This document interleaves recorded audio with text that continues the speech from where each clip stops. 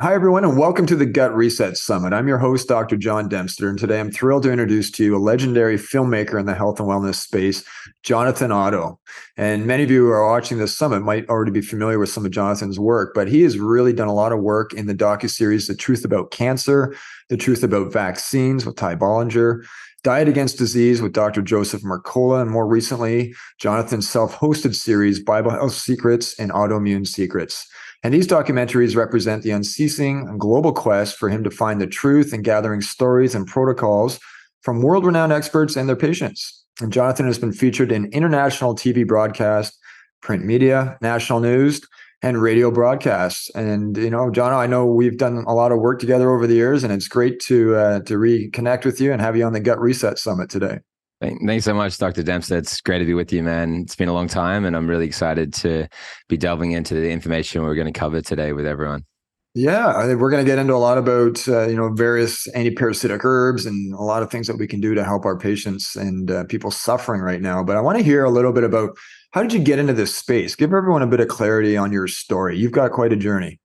Yeah, no, thank you. I found myself sick as a child, and I was in and out of the hospital pretty frequently, and my mom was always trying to find out what was going wrong with me, and it was challenging. And one of the things I started to realize was that modern medicine really didn't have any solutions for me, and so it was really very overwhelming at the time.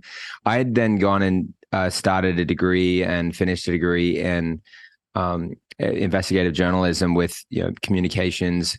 So then I found then, as I was continuing to do the work that I was doing, I was working in the humanitarian field. I was working with World Vision. I was traveling to foreign, overseas countries, developing countries like through Tanzania, Mozambique, Kenya. And I was doing this work and doing what I could to be a part of the solution as best as I could when it came to helping alleviating suffering.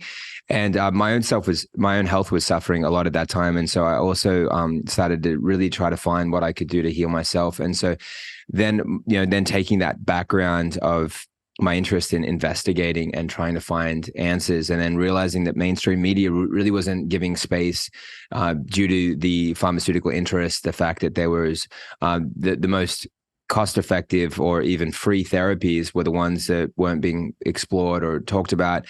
And so then I started doing work like on projects like The Truth About Cancer, Acid Producer, and other projects that continued to evolve. And it was super inspirational for me. I was able to then use the tools that I learned to heal my own health, help my wife through her massive journey through health, and gut health being the key there with her, and discovering all these underlying links like parasitic infections, heavy metal toxicity, other toxins that are in the body, and how to get them out. And so my research went there, and today, like, we have millions of people that follow my work around the world. Some of the videos even that we release on the social platforms can get in the tens of millions of views. But the thing that's most interesting to me is that we see people get better, and that's the thing I'm really proud of. And so people that actually are very familiar with their work, my work, know that when people follow my work and use these protocols that we're sharing, they actually work. We're the incurable cases, all these types of things. We're seeing people's cases be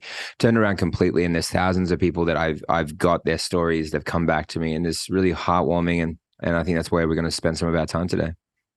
Yeah, and I know, just knowing you personally, you come from a place of integrity, and you lead with your heart. So everything that we're going to hear from today is just I can hardly wait to hear a lot more of your wisdom and experience in this space. But this is the Gut Reset Summit. We're going to dive right into a very important topic here, which has to do with parasites and a lot of the endotoxins that are connected. And so tell me, like, you've been around the world. What are the most common parasites that you're seeing be alleviated with some of your protocols? Yeah, sure. Well, it's really interesting to realize how widespread parasitic infections are and how underestimated they are, and how people basically assume that they don't have them versus assume that they do. So giant roundworm is estimated to be in over 1 billion people. So some would say, well, that would be a lot of the developing world. And right now I'm watching this from my cozy home in America or Australia or Canada. But think again. Toxoplasma gondii is a very common parasite. There are estimated to be at least 60 million Americans that have this one parasite. This is one of hundreds of parasites that are common to humans.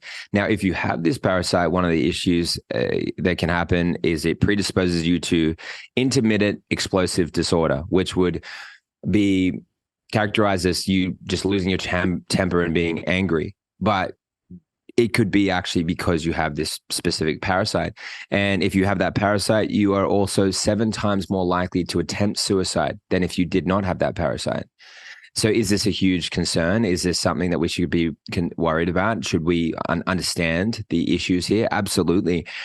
So many mysterious illnesses can be linked back to parasitic infection. I'll give you an example. My family, we're just all here. Like, so I live in Puerto Rico. My wife, she grew up in Michigan, but she is a Puerto Rican by blood. Her parents are Puerto Rican. They were down here visiting.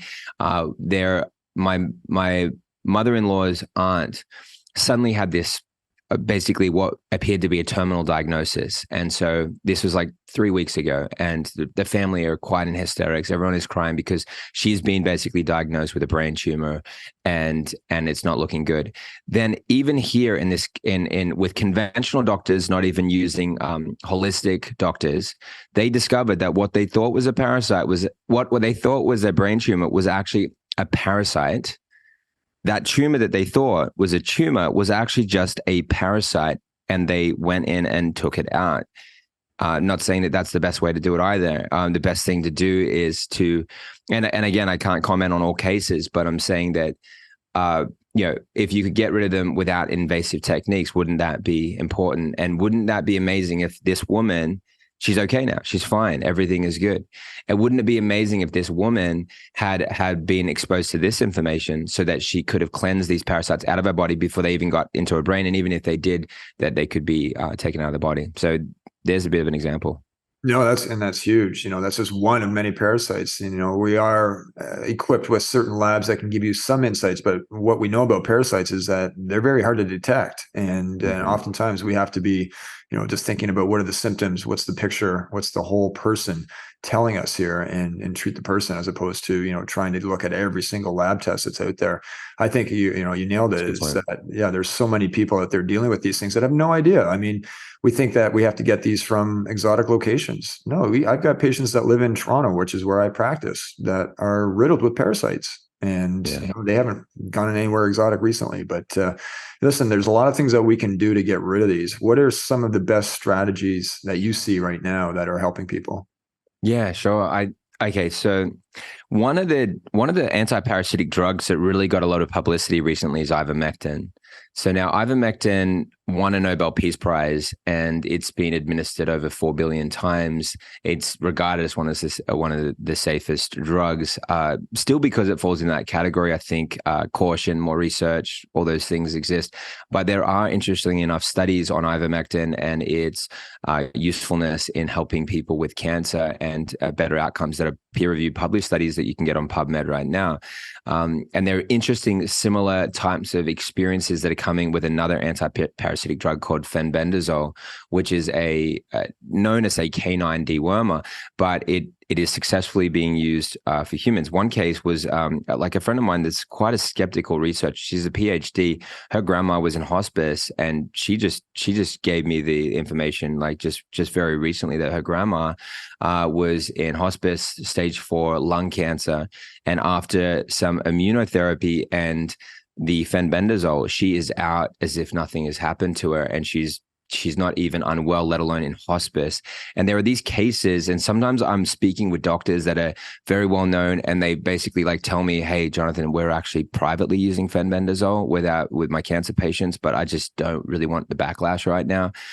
So super interesting, and I'll start dropping names soon if they don't come out soon. So anyway, but I'm teasing, but my point is that there are some drug-based approaches now, technically, but there are some fairly natural components in those two that I just mentioned. Now, in terms of anti-parasitic herbs, the one that has been known because of people like Dr. Hulda Clark has been walnut, green harvested black walnut hull. So You can just get black walnut hull, but green harvesters is going to have a more powerful anti-parasitic component. So you just think about the tartness of some of these hulls and how they're designed to to protect the seed from the parasite. So often some of these mechanisms in some of these plants are they're naturally designed that way. When they're in the body, the parasites actually start eating that which they are just eating, basically. Like you spend your whole paycheck at Whole Foods and then you eat that food that costs you so much money, and then your parasites are getting the first dibs and they're just chowing away. You want to poison them like you would like if you had an infestation in your home, and so they will then eat some of these substances that are poisonous to them, but not poisonous to the rest of you. Then that's the key with something like that. It's very targeted. Mimosa pudica seed is very helpful. There was a zoologist that found that he could trap parasites in a single hour using Mimosa pudica seed with his animals, also known as the shy plant. Some of the studies on that has been a 10-to-1 extract, and some are using the whole seed. So the 10-to-1 extract is very powerful. Then you've got humic and fulvic aren't necessarily anti-parasitics in and of themselves, but they are amazing carriers. So they do really help to get the most out of these types of herbs when they're partnered together or taken in conjunction.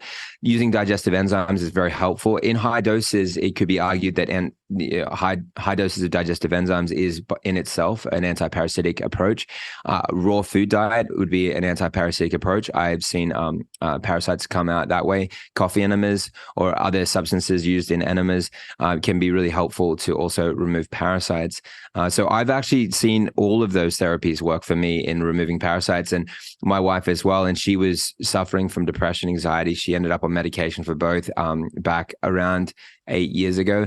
And for us, we knew better, but we also didn't know. And well, we technically didn't know better. We knew that it wasn't good, but we knew nothing. We didn't know how to fix the problem. It was so chronic.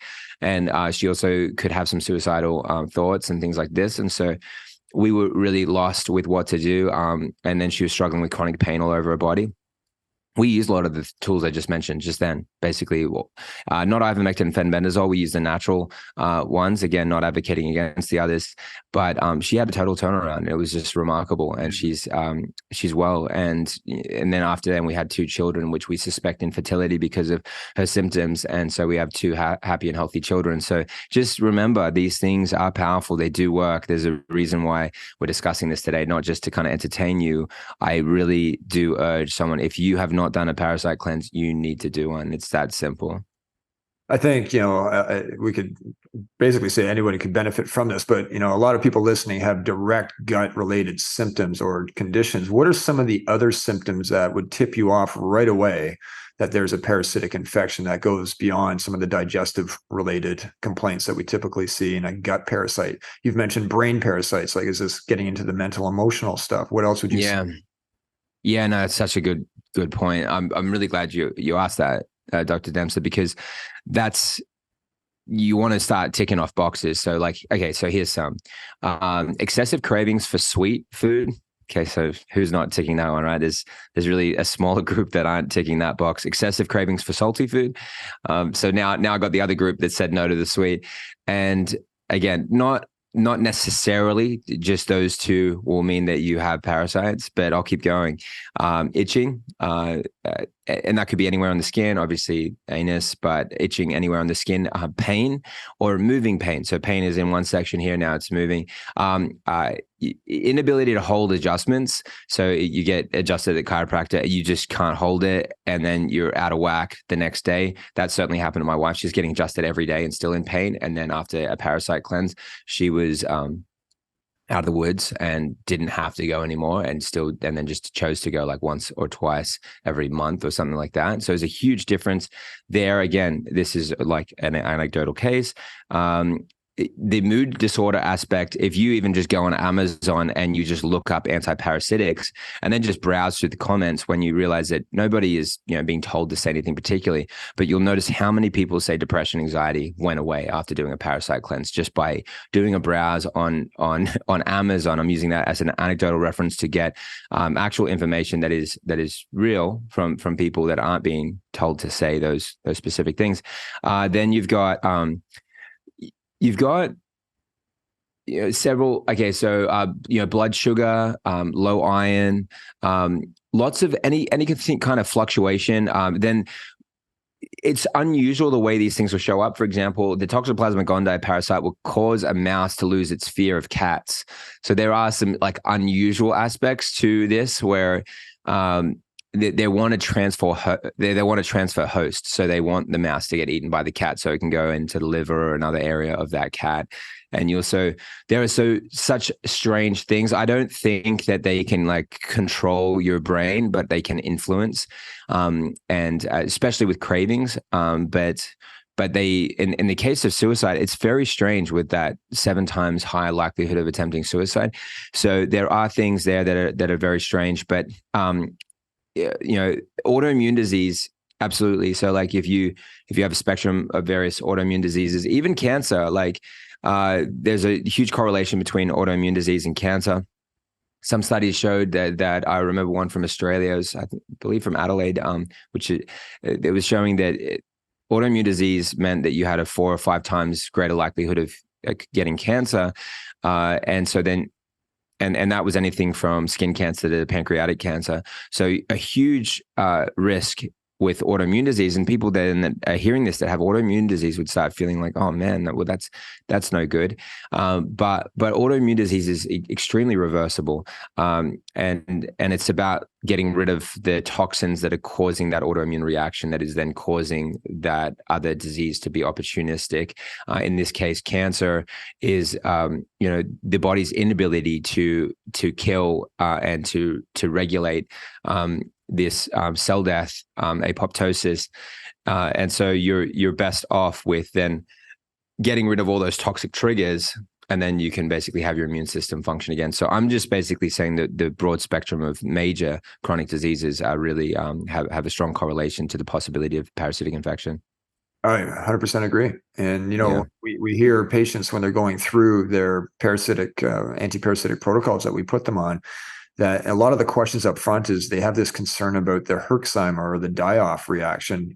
Are you seeing that a lot with your protocols? And if so, how do you rectify that? How do you mitigate some of the symptoms that are associated with that die-off reaction?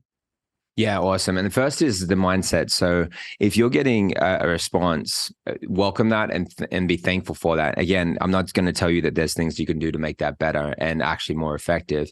But firstly, the mindset of realizing that no news isn't good news. So for example, if you're taking something and you don't feel any better or any worse, that's not necessarily good news. It can be if sometimes you just got to stay the course and be kind of confident with your research, and then just say, well, I'm still going to try this for anywhere between 1 to 3 months. 3 months can be a really important point, though, as well, to kind of push to that level, knowing that people have had have had parasitic infection their whole life. So it's a good idea to look at a landmark like that, knowing that your blood will also cycle in that 90-day period.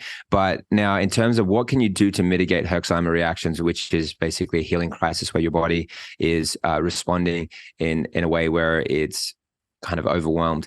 The drainage pathways is something that various doctors are talking on, which is an important concept to realize that you want to open up those floodgates so that when you are killing a parasite, that it's coming out the other end quickly, which would be high plant-based diets, low, in this case, I'm going to advocate against low meat intake or no meat intake. Again, people's choice is very personal when it comes to what we eat, and I'm saying it will work. Even if people are choosing various diets, but gluten-free is going to be helpful. It's good to be like lower in the refined carbs or none if you're able to do that.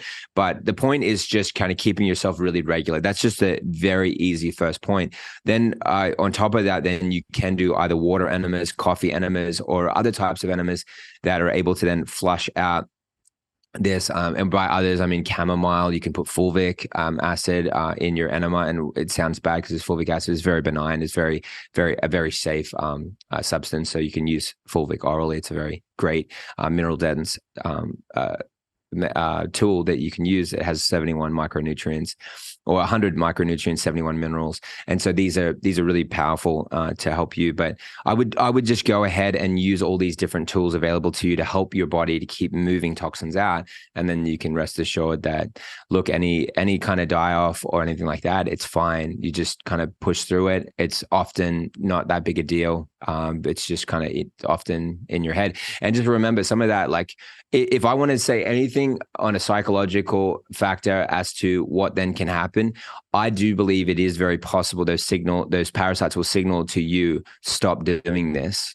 We don't want to die. And they certainly do it with ants on National Geographic. They will actually like make an ant march the opposite way to where it's supposed to be going at the wrong time of the day, and then have it hang out of a flower so that, or off a leaf so a cow will eat it and it can transfer in. So it's basically taken over that. So mind control, total mind control, zombie like apocalyptic kind of scenario. I don't believe they can do that to humans, but I do believe they can say to you, stop. I do believe it is. I don't know if it's possible that someone could be listening to this right now and say, and then the parasites are like, don't do that. This guy's an idiot. Like, I don't know if they could do that, but I just want to make some comedy out of that and just think about the possibility, because they can do a lot of things with other animals. I don't know what they can and can't do, but I'm just saying, don't listen to anything like, and sometimes it's just negativity or just the offense of, I don't want to think about that, versus what Shrek would say. Dr. J. Davidson mentioned this line, better out than in. And I think that that's the key. I love it. Yeah, no, there's probably some truth to that. There's a lot of activity neurological that happens not just in our gut, but in various centers in our body. And these parasites, they can go well beyond the gut lining. And we do want to make sure that we're flushing them out, because they're, as you said, they want to survive, and they've selected you as a host, and they don't want to have to go running around looking for another host if they can help it. So that wouldn't surprise me. But one of the things that we see in the research is that parasites and other different types of microbes, they tend to root in and they stay harder and longer when there's presence of certain toxins like heavy metals. Can you speak to that at all? Yeah, this is interesting. And I think that this is why there's a little controversy. Like, one thing that somebody will say to me when I'm talking about anti-parasitics will say, well, parasite therapy can be really helpful. We've evolved to live well with parasites, and so you can actually breed parasites, these helminths, and you can breed them and you can ingest them, and that helps people with their pain. And this is the big point here. Why is it that parasites help people with pain? What is it that they're doing? How do they interact with this ecosystem? Is it possible that they can, they actually will amalgamate some of these toxins and heavy metals, and they are actually thriving in these types of environments, which would then take pressure off your joints and other areas that those metals are going to. So it's a concept to consider when you're thinking about something like this. Heavy metals are very opportunistic in a parasitic environment. A heavy metal laden environment is very opportunistic for parasites. So which came first, the chicken or the egg? You just have to look at like what happens to a log when it's not alive anymore. The tree's been chopped down. This log is sitting here, and it now is susceptible to being waterlogged. Then it starts filling with bugs, and then it fills with moss, so fungus, bacteria. What we would then, the equivalent of a parasite, animals, small organisms now take over this, and it basically is, and it's fine in this environment. Because it's part of the decomposition process, but it's not okay if you're an alive human being and that process is in motion. It's kind of disgusting to think about that. So then what you want to do is you want to look at all these kinds of co-infections of things that are happening at the same time in your body, and then go after all of them. And so, yes, heavy metals are a big issue. What is great for heavy metals? You've got humic and fulvic, which I do believe that they are very, very helpful and powerful for these kinds of situations. I've seen like other tools, cordyceps, like extracts of cordyceps mushrooms. I've seen the power of clinoptilolite with zeolite, which is the trademarked proprietary aspect of zeolite. These are good chelating agents. You've got also DMSA, alpha lipoic acid.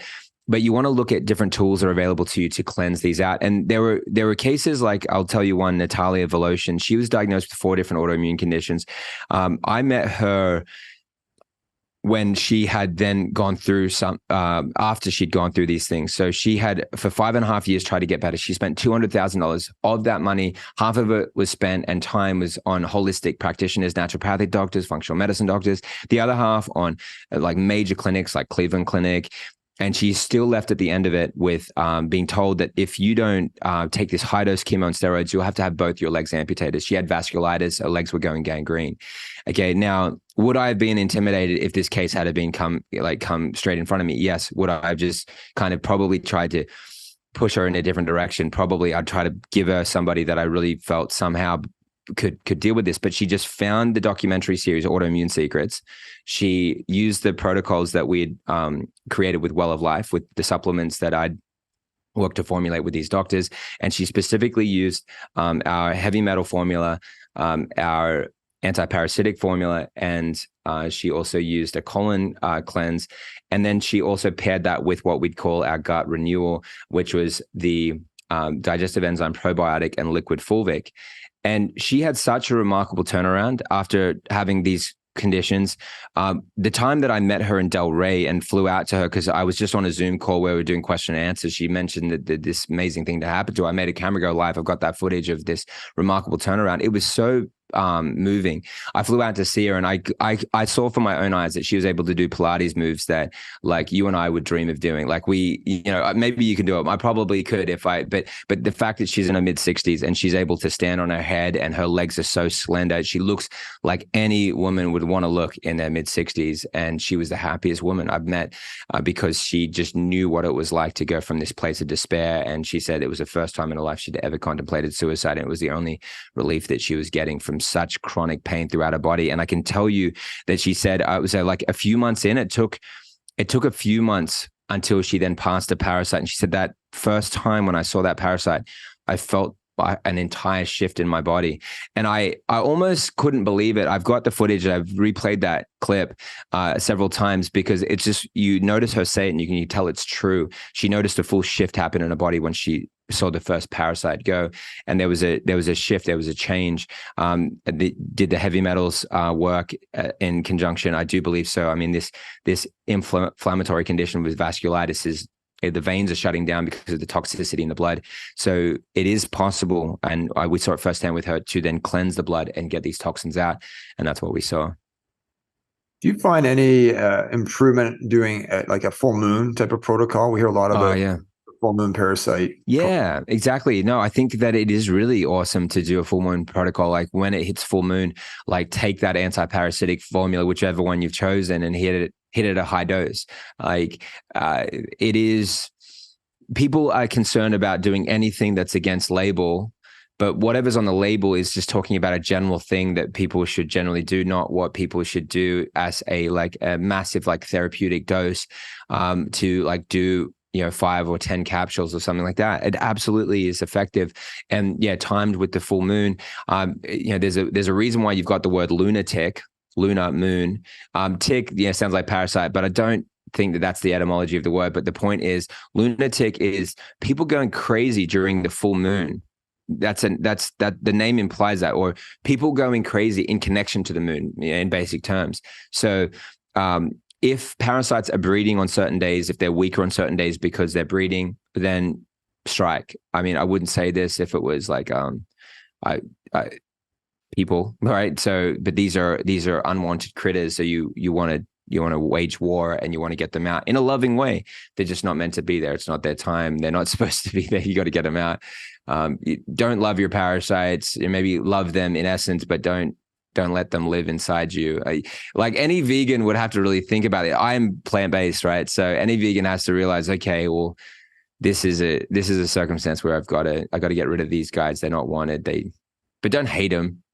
Don't, because they're in you. I don't know. I'm getting a little funny here, but you time it well, and then you can take them out. I like the esoteric angle, Jonathan. It's good. Well, what about biofilms? We hear a lot about biofilms. Like, is this something that's happening with every parasitic infection? Is it selective? How does it work? Oh yeah.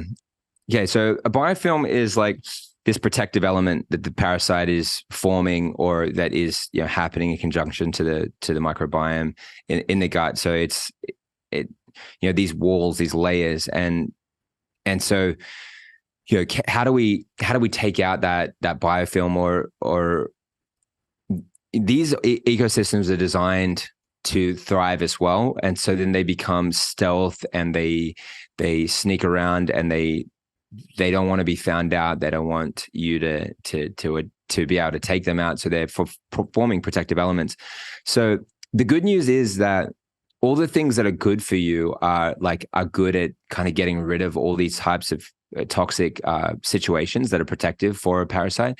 So like, let's say, for example, if you're doing there are so many. Well, if you're doing high plant-based diet, you're getting a lot of these proponents from your leafy greens and the cruciferous vegetables. I know Dr. Brooke Goldner has had this protocol where she's been telling people for 6 weeks to go basically raw and take 2 pounds of cruciferous vegetables a day, basically. And my sister-in-law, my wife's sister, did this. She had lupus and like basically they don't rank them in stages necessarily, but the highest stage of lupus that you would have, and similar with rheumatoid arthritis since the age of 9. She's my age, like late 30s. In 4 weeks, she put both of her conditions in remission using this diet. She didn't actually, in this case, she didn't use supplements. She was using just this. And like for me, like you combine that kind of therapy with supplements and it's remarkable. I did a video presentation with that, interviewing them. And when I did this, I also noticed parasites come out without even taking anti-parasitic formulas. And so that amazed me. So I'm just saying, like, if you realize how powerful plants are to help combat these types of infections, and then you partner it with supplements that are really good at targeting this, like an anti-parasitic supplement, or like is ivermectin, fenbendazole, do they help take out biofilm? I'm not sure. I'm assuming the answer is probably yes, because it's all kind of birds of a feather, but you are basically kind of like machine gun and sniper at the same time, targeting those types of issues, and you will clear them out. It's just a matter of continuing in that consistency and continuing to give foods that don't allow those environments to thrive and do allow the good microbiome to thrive. That's the key. Well, I think, and I'll add to that, I think you're also adding a snowplow element. I'm Canadian. So, Nice. You're clearing the road, you're killing these things off. I see that with utmost empathy to these parasites, but we're getting rid of them, and then we're plowing the road of all the debris and clearing that out of your system. Because let's face it, these parasites, their job is to take from you and to leave refuse behind. So we want to make sure that we're not being drained of multiple nutrient deficiencies. It's amazing when we measure our patients pre and post parasitic protocols, their nutrient levels go up, and many other markers improve too. But let's clear the road. Let's flush this stuff out of the body. Now, I've got a question for you. Anyone who works with parasites, this is where we always get our stories out. What's the biggest one you've seen pass? Oh yeah, like in terms of like come out of my body or come out of somebody else's. We don't need to get personal here, Jonathan, but yeah, good. Any of the Yes, exactly. And I will say this: there are times when people think it's a parasite, but like, let's say if they're taking mimosa pudica seed, are you familiar with this? If you take that capsule and open it in a bottle, and then it will swell up and look like itself, like a parasite. So then it's hard to know what sometimes people think are parasites and what is like this kind of buildup of like biofilms. But yeah, sure. We call these rope worms because they're actually not a worm, but they appear to be something of that nature. Yes, exactly. And look, my wife still will claim, that like stuff that like was like, 2-3 feet came out of her. And I'm like, look, that was like a mixture of, biofilm and mimosa pudica seed and things like that. But yeah, there are cases like that, like where, 1 foot, 2 feet, it's not uncommon, and apparently they don't grow that fast, in terms of like, I don't know. Dr. Newsom was telling me that they grow like an inch every like 6 months or something, or like liver flukes have like a 20-year lifespan or something like that. So they're just sitting there in your liver after you ate that sushi, and they're just kind of sitting out. I'm not saying you never have sushi. I avoid it for that reason, but some of the issues are how long they live and how they they gravitate to certain organs. They're like a little red color. They're like size of a grain of rice. So sometimes these little tiny ones are the insidious ones. But yeah, they can get big, they can get small. There's some weird stories coming out these days of some taking on different features. And anyway, I'm not even going to talk about it. It's just too weird. So yeah, You've seen a lot. there's strange things going on.